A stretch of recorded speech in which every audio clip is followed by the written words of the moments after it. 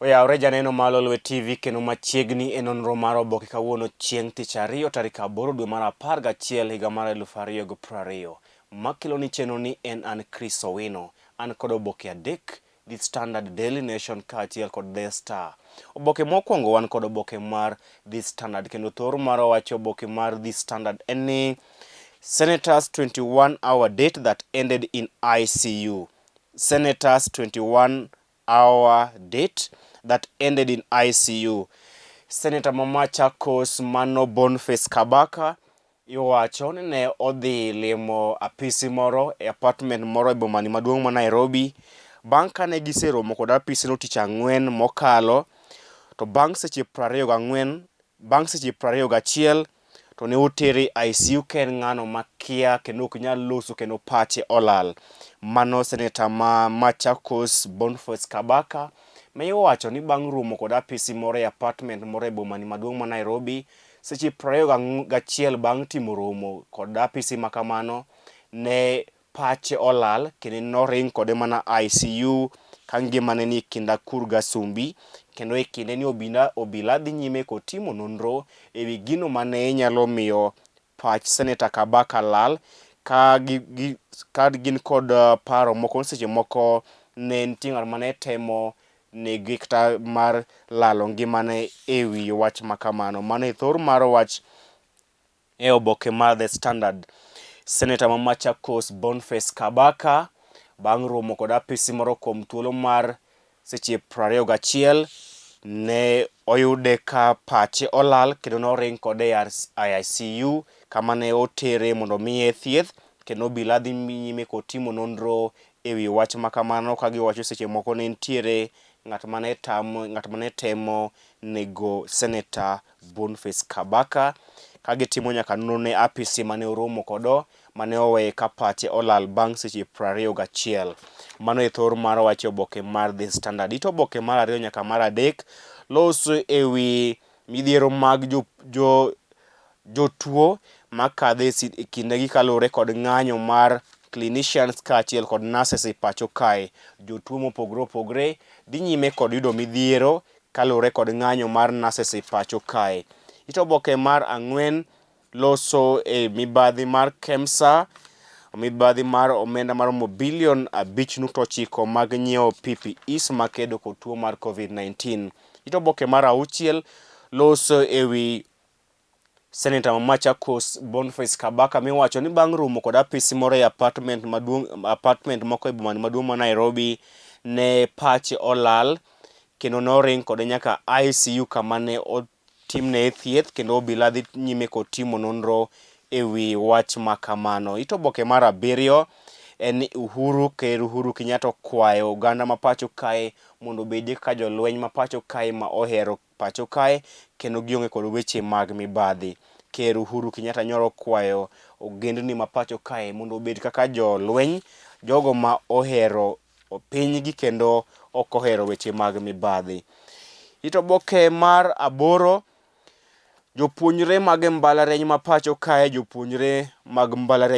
kae obwogo dhi timo ng'anyo kochakre higa manyien, ponono ni mbalariany ma pacho kae dhi medo school fees higa manyien mabiro bang' ka mbalariany ma pacho kae nowacho ni gidhi medo school fees higa manyien, kendo riwruoge mag jopuonjre nowacho ni gidhi timo ng'anyo mapek kochakore higa manyien ponono ni omed school fees gi mbalariany ma pacho kae. Ito oboke mar 10, ogai ma ODM Raila Odinga ong'iso jalup Ker William Ruto mondo oland ayanga chung' mare e wi ripot mar BBI ka siko chando oganda kinde ka kinde kod dwaro manyien e wi ripot mar BBI. Ito oboke mar 12, jal buche maduong' ma pacho kae David Maraga owacho ni en kod midhiero mang'eny e wi migawo mar doho e pacho kae, kata kamano odhi retire kaka jalno man kod mor e chunye. Pach jondiko kaachiel kod pach josomo. Tok oboke mar The Standard wan kod weche tuke kama loso e wi ng'wech mag Valencia Half Marathon kama Kibiwott Kendie ne otimo maber kendo ne oloyo ng'wech makamago. Oboke mar ariyo wan kod oboke mar Daily Nation kama thor mar wacho oboke mar Daily Nation en ni Uhuru Ruto allies hold secret talks. Uhuru Ruto allies hold secret talks. Iwacho ni Jotelo motenore kod Ker Uhuru Kenyatta kaachiel kod ogai ma ODM Raila Odinga ne otimo romo maling'ling' giko odira ewi ripot mar BBI. Jotelo motenore kod Ker Uhuru Kenyatta kaachiel kod ogai kaachiel kod jalupne William Ruto. Jotelo motenore kod Ker Uhuru Kenyatta kaachiel kod jalupne William Ruto iwacho ne otimo romo maling'ling' e giko odira ewi ripot mar BBI, kama kweth mar Ruto ne dwaro mondo otim lokruok ewi ripot mar BBI, ka giwacho ni pono ni otim lokruok ewi ripot mar BBI, gidhi siro lwedo ripot mar BBI ombulu mar paro. Romo ma kama ne otimore e giko odira, kendo iwacho ni romono bende biro dhi nyime nyaka chieng' tich abich ma wantiere ni. Mano e thor mar wach e Oboke mar Daily Nation. Jotelo motenore kod Ker Uhuru Kenyatta kaachiel kod jalupne William Ruto ne otimo romo maling'ling' e giko odira ewi ripot mar BBI, kama jokweth mar Ruto dwaro ni otim lokruok ewi ripot mar BBI ka gidhi sire lwedo e ombulu mar paro mabiro, paro miwacho ni okwed mokalo kod ogai ma ODM Raila Odinga. Raila Odinga wacho ni onge lokruok moro midhi timo e ripot mar BBI, kata odoko ni kweth mag Ruto kod Uhuru to timo romo maling'ling' ewi ripot mar BBI. Seche moko nitie secret card mabedo played under the table to wakia. Time will tell. Oboke mar adek loso ewi jago moro kata ja ohala moro mawuok e gwenge mag Thika miwacho ni ne ondhi kendo ne olorne kod miyo moro kuom thuolo mar jumbe 2. Oboke mar 4, kweth masiro lwedo Ker Uhuru Kenyatta kaachiel kod jalupne William Ruto ne otimo romo maling'ling' ewi ripot mar BBI giko odira, kama ne gidwaro ni mondo otim lokruok moko ewi ripot mar BBI. Oboke mar 5, ogai ma ODM Raila Odinga bende pod dhi nyime kod kwedo mokalo jalup Ker William Ruto kuom sieko kod dwaro manyien e kinde ka kinde ewi ripot mar BBI. Oboke mar 6, Ker Uhuru Kenyatta okwayo rowere ma pacho kae mondo odhi osir lwedo ripot mar BBI ombulu mar paro. Oboke mar 7, loso ewi achiedh nadi ma oganda ma pacho kae kadho, to moloyo jotuo e kindegi ma nurses dhi nyime kod timo ng'anyo margi e pacho kae. Piny owacho odhi bugo chenro mag keto arita kwe e gwenge makadho wadh nam chumbi, to moloyo e kindegi mag nyasi mag Christmas. En migawo mar weche mag arita kwe Mano Fred Matiang'i ne owacho kamano. Oboke mar 10 loso ewi tuo mar COVID-19, pach jondiko kaachiel kod pach josomo. Tok oboke mar Daily Nation, riwruoge mag jopuonjre mane mbalariany e pacho kae obwogo dhi bago ng'anyo mapek kochopo higa manyien, ponono ni mbalariany ma pacho kae dhi medo school fees higa manyien.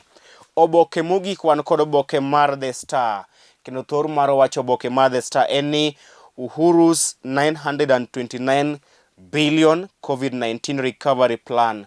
Ker Uhuru Kenyatta nyoro keto kenge mar omenda maromo bilion 929 tenge mar kedo gi tuo mar COVID-19 kaachiel kod chiero uchumi ma pacho kae. Ker Uhuru Kenyatta oketo tenge omenda maromo bilion 929 mar kedo gi tuo mar COVID-19 kaachiel kod chiero uchumi ma pacho kae. Mano e thor mar wach e oboke mar The Star. Piny owacho mamalo oketo tenge omenda maromo bilion 929 mar kedo gi tuo mar COVID-19 kaachiel kod chiero uchumi ma pacho kae. Oboke mar 2 loso ewi wach mane Laktar Mugusu owacho kane pok ong'ielo rengo gi tuo mar COVID-19.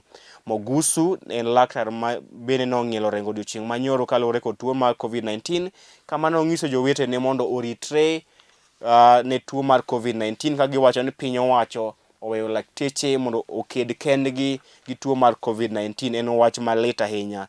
Oboke mar 4 nyaka 5, Ker Uhuru Kenyatta oketo tenge omenda maromo bilion 929 ma idhi kedo kod tuo mar COVID-19 kaachiel kod chiero uchumi ma pacho kae.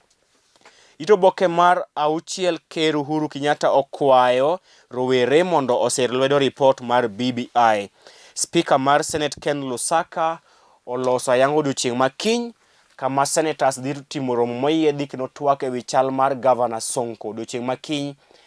Senators mapacho kae dhi twak ewi chal mar Governor Mike Mbuvi Sonko banka MCS ma Nairobi ne othiche oko mar apisi. Kogigi kanyo bende mwachopo e giko mar weche mowuok e boke ma kawuono kata nono mar Oboke odiochieng' ma kawuono. Ibed godiochieng' makare. Nyinga Chris Owino.